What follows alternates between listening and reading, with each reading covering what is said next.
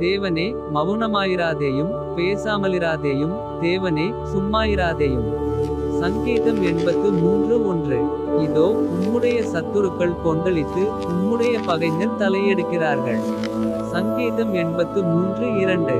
உமது ஜனத்துக்கு விரோதமாக உபாய தந்திரங்களை யோசித்து உமது மறைவிலிருக்கிறவர்களுக்கு விரோதமாக ஆலோசனை பண்ணுகிறார்கள். சங்கீதம் 83:3. அவர்கள் இனி ஒரு ஜாதியாராயிராமலும் இஸ்ரவேலின் பேர் இனி நினைக்கப்படாமலும் போவதற்காக அவர்களை அதம் பண்ணுவோம் வாருங்கள் என்கிறார்கள். சங்கீதம் 83:4. இப்படி ஏதோமின் கூடாரத்தாரும் இஸ்மவேலரும் மோவாபியரும் ஆகாரியரும். சங்கீதம் 83:5. கேபாலரும் அம்மோனியரும் அமலேக்கியரும் தீருவின் குடிகளோடு கூடிய பெலிஸ்தரும். சங்கீதம் 83:6. ஏகமன நிர்ணயமாய் ஆலோசனை செய்து உமக்கு விரோதமாய் ஒப்பந்தம் பண்ணி கொண்டிருக்கிறார்கள். சங்கீதம் 83:7. அசீரியரும் அவர்களோடே கூட கலந்து லோத்தின் புத்திரருக்கு புயபலமானார்கள். சங்கீதம் 83:8. மீதியானியருக்கு செய்தது போலவும் கீசோன் என்னும் ஆற்றண்டை எந்தோரிலே அழிக்கப்பட்டு. சங்கீதம் 83:9. நிலத்துக்கு எருவாய்ப்போன சிசரா யாபீன் என்பவர்களுக்கு செய்தது போலவும் அவர்களுக்கு செய்யும். சங்கீதம் 83:10.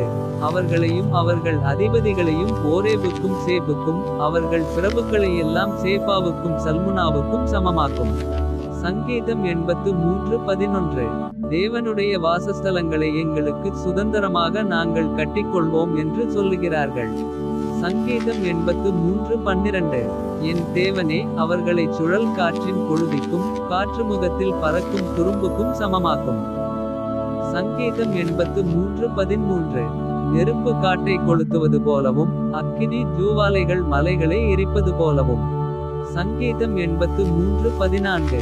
நீர் உமது புசலினாலே அவர்களை தொடர்ந்து உமது பெருங்காற்றினாலே அவர்களை கலங்க பண்ணும்.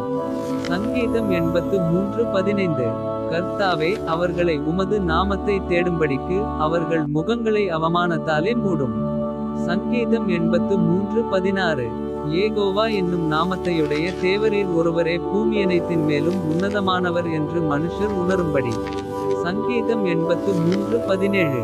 அவர்கள் என்றைக்கும் வெட்கி கலங்கி நாணமடைந்து அழிந்து போவார்களாக. சங்கீதம் 83:18.